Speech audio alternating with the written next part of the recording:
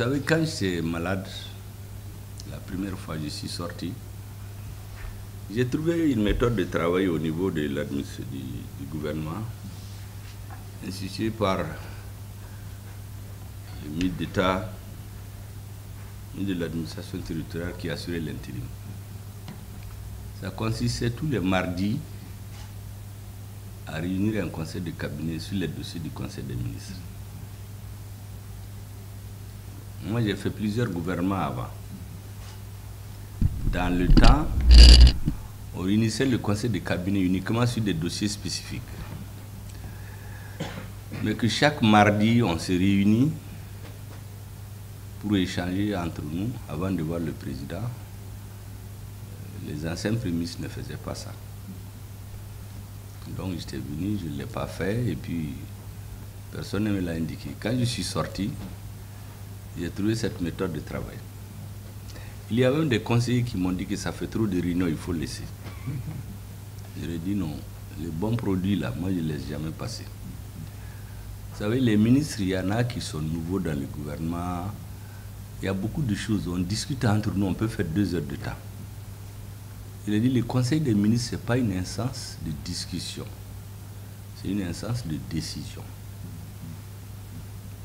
Je connais un peu comment les présidents, leur rapport avec les ministres, comment ils gouvernent en Russie, en Allemagne, en France, en Angleterre, aux États-Unis. Ce n'est pas la même méthode du tout. Chacun a sa méthode de faire. Il y a des pays où les conseils des ministres ne durent que 10 minutes. Il y a des pays où c'est 30 minutes, des pays où c'est 45 minutes. En Afrique, souvent, on fait 2 heures de temps.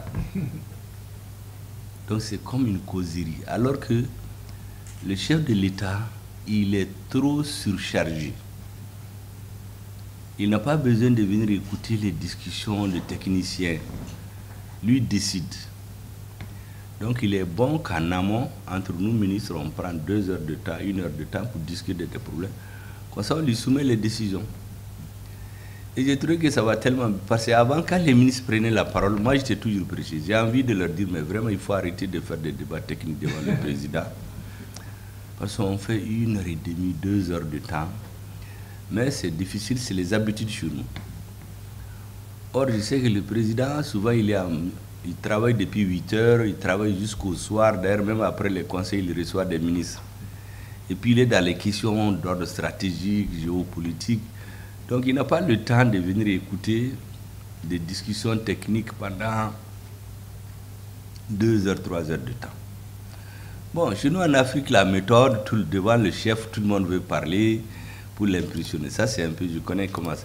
Il y a même qui sont devenus premiers ministres comme ça. Après, ils nous ont mis dans le trou. À force de prendre tous les dossiers, point, virgule, telle phrase, le président dit, oui, ça c'est style. Et puis, il est devenu premier ministre.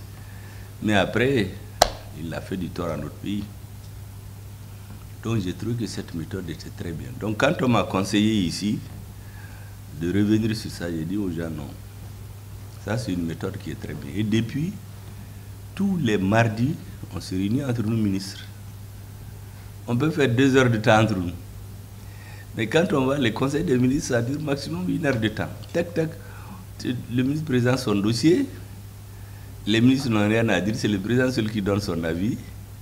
Et puis on passe.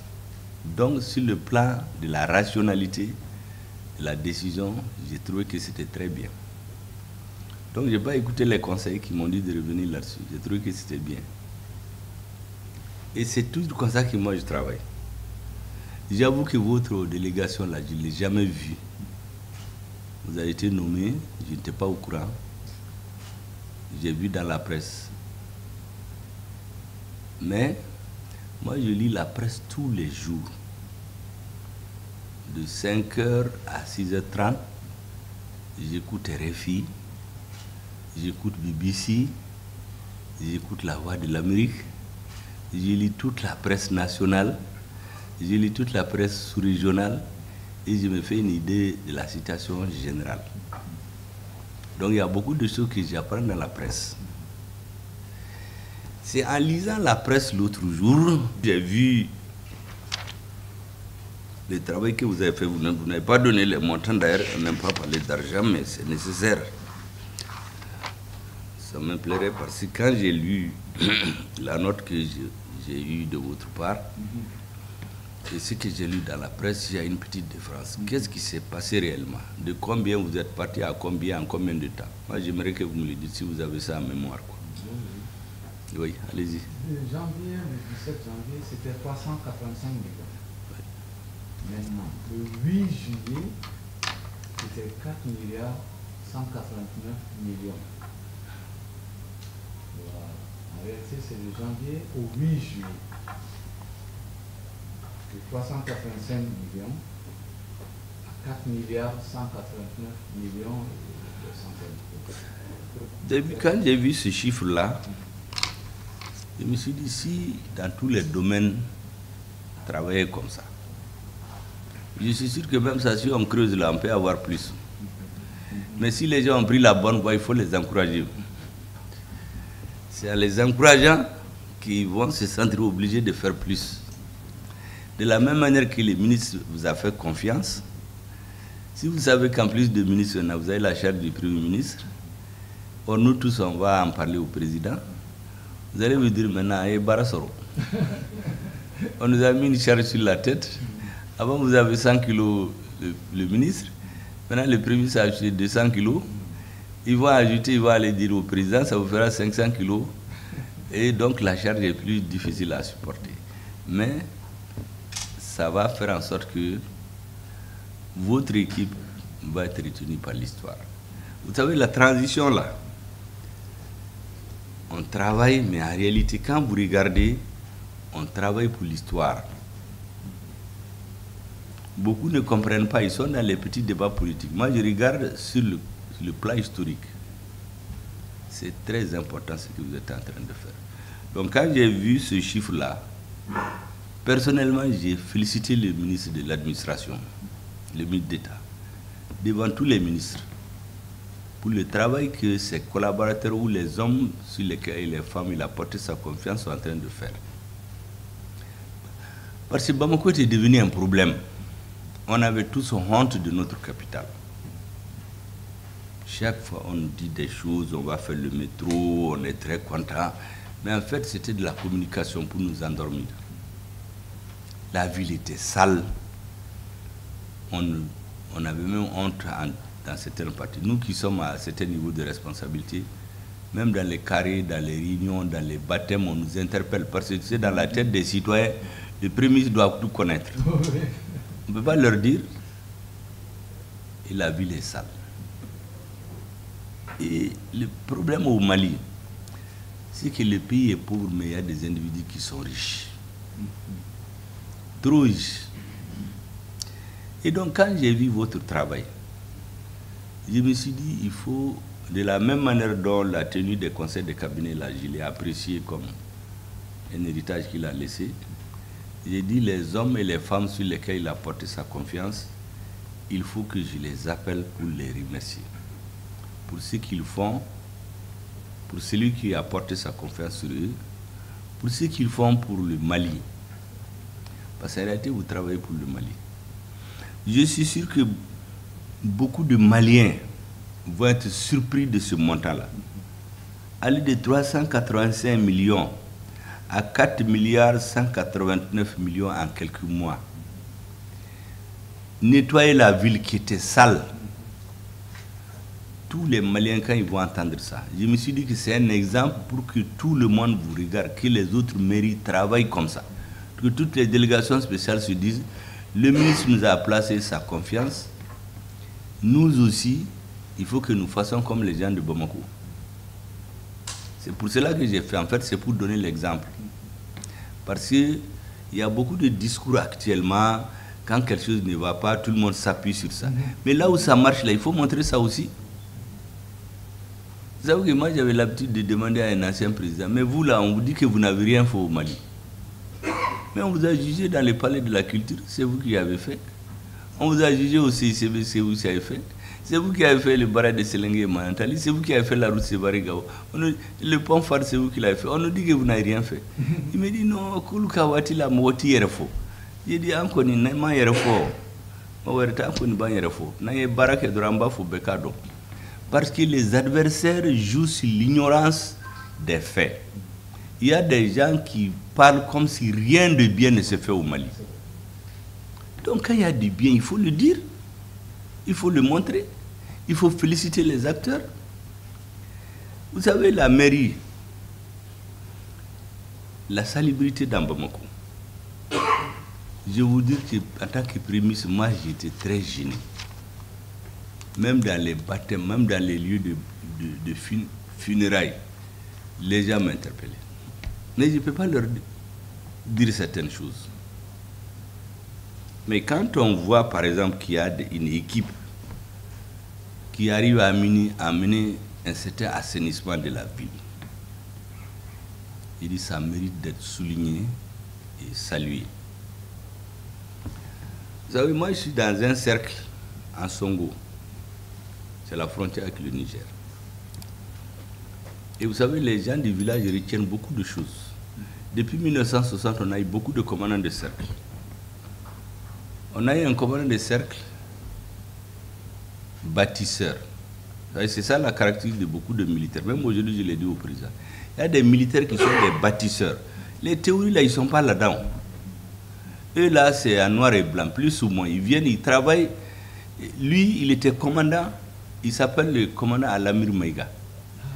Il va lui-même dans les champs. Et il travaille avec les gens.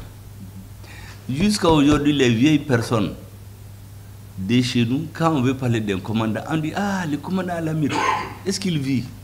Même les vieilles personnes. Ça veut dire que quelqu'un qui travaille, les peuples vous retiennent toujours. À Kidal, on a parlé de la gestion de la rébellion, beaucoup de choses ont été dites sur les premiers responsables. Mais tout ce que l'État a bâti, la plupart des cadres du Nord, là, c'est les militaires qui les ont mis à l'école.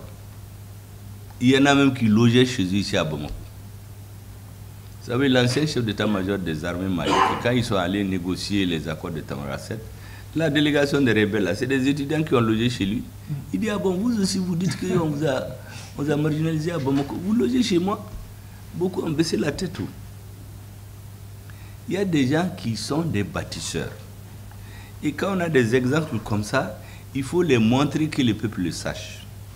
Si les hautes autorités ont nommé un militaire pour mettre de l'ordre dans la voirie, et que d'une ville totalement sale, on arrive à une ville relativement propre, il faut le dire, le montrer et crier haut et fort. Maintenant, s'il a d'autres défauts, ça c'est autre chose. Il n'y a pas de personne sans défaut. Seul Dieu n'a pas de défaut. Mais c'est pourquoi on l'a appelé là. On a une ville propre. Je vous assure qu'on avait honte de ce qu'il y avait dans notre ville. Et la ville est plus propre. Avant, chaque mois, on déboursait des milliards, on faisait de la communication, on montrait des caterpillars. Une semaine, 2 semaines après, ça reprend. Donc moi, j'ai voulu vous appeler pour d'abord saluer celui qui a eu l'initiative de vous nommer. Parce que comme il l'a dit, on est 22 millions au Mali. Quand quelqu'un choisit les gens et que ces gens donnent du résultat, il faut le remercier. La deuxième chose, c'est vous-même. En fait, vous travaillez pour l'histoire et pour le Mali. Vous travaillez pour que votre chef soit content, mais le résultat de votre travail là, c'est pour tout le Mali. C'est un exemple qu'on doit suivre. De 3 milliards, de 385 millions à 4 milliards, ça fait 10 fois plus. Mais si dans tous les domaines, on faisait 10 fois plus, on va augmenter les salaires, on n'a pas besoin de grèves pour les augmenter. Et moi, je suis convaincu qu'avec une gestion rigoureuse, il y a beaucoup de potentialité. Vous savez, un jour, le président m'a dit qu'un jour viendra au Mali. Même quand on va dire à quelqu'un qu'on va le prendre comme responsable politique, maire ou autre, il va dire qu'à l'État là. Parce que la population va être exigeante. Il y en a qui profitent de l'ignorance des populations pour faire ce qu'ils veulent. Et c'est pour cela que j'ai dit aux gens qu'avant le 18 août, notre pays était pris en otage par une oligarchie. dans lequel il y avait tout. Il y a une minorité de gens qui faisaient ce qu'ils voulaient. Les autres végétaient dans la misère. Je voudrais donc, après avoir salué celui qui vous a nommé, ce que j'ai fait devant tous les ministres déjà, vous saluez vous aussi pour ce que vous faites, pour mériter la confiance, pour ce que vous faites pour les Bamakois et pour le Mali. Votre travail fait partie, vos résultats font partie des résultats qui consolident la transition, qui honorent la transition. Bon, vous, je crois que vous devez devenir des États-Unis. Il faut nous amener les méthodes des Américains là aussi. Parce que je crois que je vous ai vu une fois.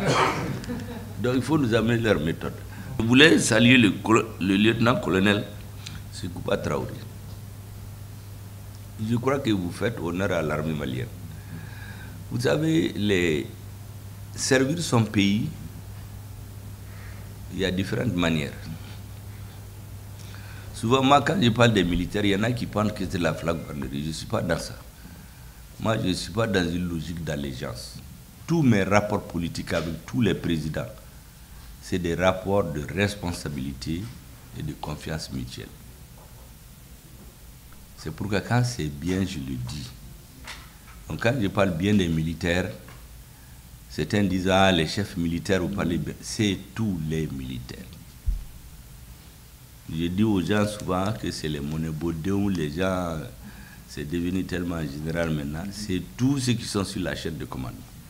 Même aujourd'hui, si nous sommes en train de nous réunir ici, là, on parle. Il y a des gens qui sont au front, qui sont dans le soleil, ils sont en train de risquer leur vie. Peut-être qu'ils n'ont même pas mangé aujourd'hui.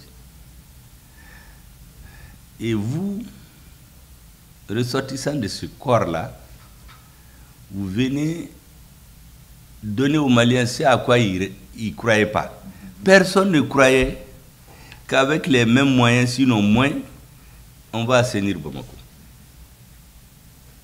Moi-même, si on me disait au début, j'allais dire non, non, non, bon. Mais maintenant, c'est les faits. Et quand les faits, d'après Lénine, les faits sont têtus.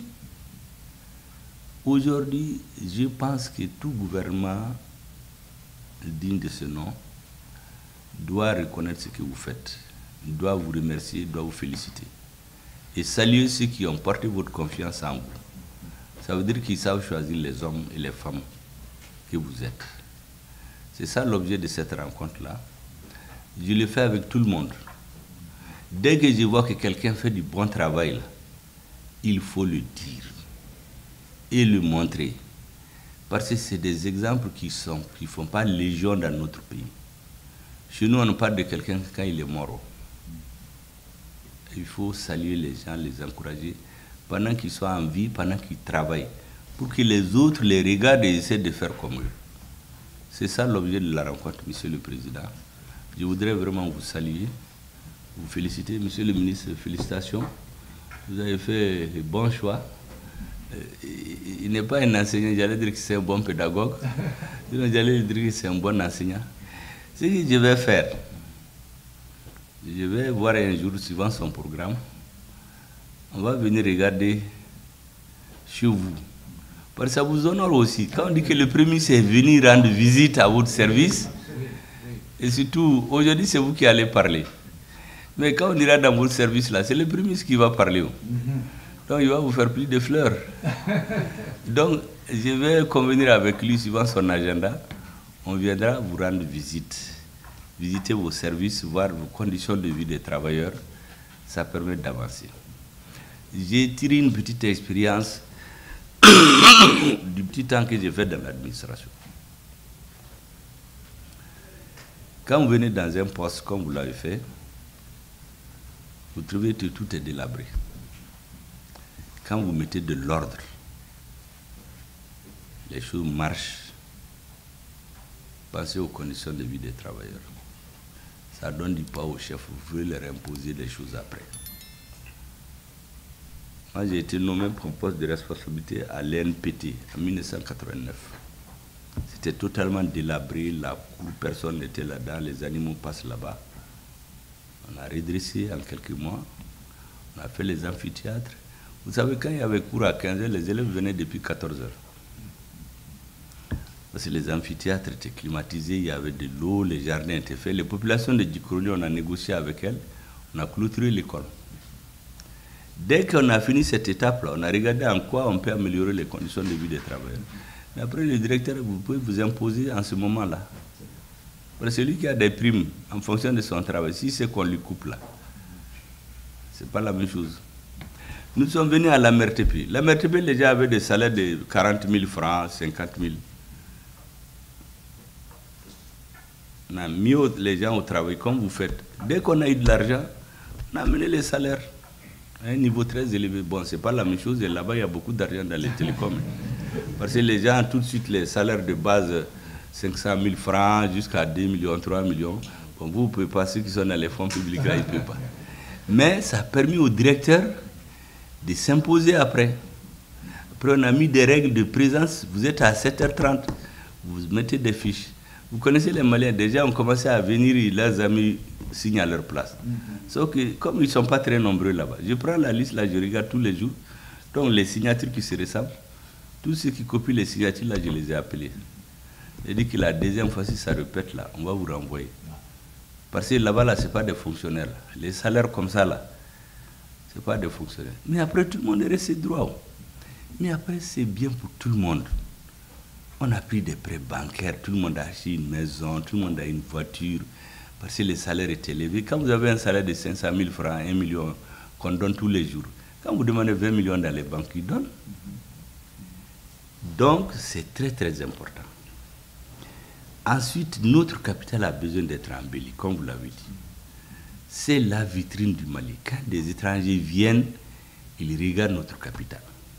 Faites en sorte qu'à la fin de la transition, tout Malien, qui soit d'accord ou non avec la transition, parce qu'il y a un pouvoir politique, tout le monde n'est jamais d'accord avec, qui se disent, tiens, là, ces gens-là, je n'étais pas d'accord avec eux, mais Ouyou Segouké. Et je vous ai dit, l'histoire va retenir le travail que vous faites. Et vous faites une obligation parce qu'en ce moment, ceux qui viennent ne peuvent plus aller en arrière. Ils seront obligés d'aller de devant, s'ils veulent avoir des résultats. Parce qu'il y a de quoi faire au Mali. C'est la bonne gestion qui manque. Regardez notre armée. Nous, on n'avait pas de pays avant 2020. On n'avait pas de pays. On avait un territoire, on avait 22 millions. Mais c'est les autres qui décidaient pour nous. On est venu avec un leadership qui a changé. Les mêmes ressources, sinon moins. Et une bonne vision, une bonne politique. On a repris notre pays en main. Ça veut dire qu'il n'y a rien d'impossible. Impossible n'est pas malien. Les militaires maliens ont montré que impossible n'est pas malien. Il y a beaucoup de gens qui cherchent à être président, mais qui se moquaient des militaires avant. Ils partaient, moi je connais quelqu'un, il va au Sénat en Occident, il dit, ah, Mali, il n'y a même pas de militaires, il raconte des histoires, tout le monde s'élève, on l'ovation. Lui aussi, il veut être président du Mali. Il y a beaucoup comme ça. Parce que les gens pensent que nous, là, les Africains, là, on ne comprend pas, on ne sait pas où est-ce qu'on va. N'est-ce pas? Donc vraiment, félicitations, Monsieur le Président. Félicitations à toute l'équipe. Félicitations à votre ministre qui a eu, en tout cas, il a eu, cette fois-ci, il a bien joué. Dans le sport, on dit souvent il y a la chance. En tout cas, cette fois-ci, il y a une combinaison du bon jeu et de la chance. Il a une bonne équipe. Et vous avez l'obligation maintenant d'aller de l'avant et 4 milliards là. Moi, je vais suivre l'année prochaine combien ça va faire. Ça va vous mettre la pression. Et tout ce qui concerne la mairie maintenant, je vais le lire avec beaucoup d'attention tous les jours. En plus des autres articles. Parce que je regarde toute la presse, au moins 20 journaux. Parce que les choses essentielles, souvent on les trouve dans les journaux, qu'on ne dit pas en général. Vous savez, dans les pays, même les services de renseignement, il y a des gens qui lisent, c'est dans les journaux que beaucoup de choses sont cachées. Et c'est pourquoi moi, ça m'intéresse beaucoup, parce que là, tout le monde parle. Souvent, il y a des choses qui sont dites dans les cabinets, mais il y a des travailleurs qui en parlent aux journalistes, et ils les sortent. Donc, il y a beaucoup de choses que j'apprends par la presse. Et quand c'est bien, je félicite toujours les gens. Souvent, les ministres sont là, moi je les critique sur la façon de faire, mais quand ils ont des bons résultats, je dis, vous avez fait un bon résultat. On essaie de faire comme un bon père de famille. Si quelque chose n'est pas bien, il va faut, mais si c'est bien, vous le dites. Donc je voudrais vraiment vous saluer et vous dire merci beaucoup. Vous honorez la transition et je crois que le président doit être très fier de vous. En tout cas, nous en sommes très fiers.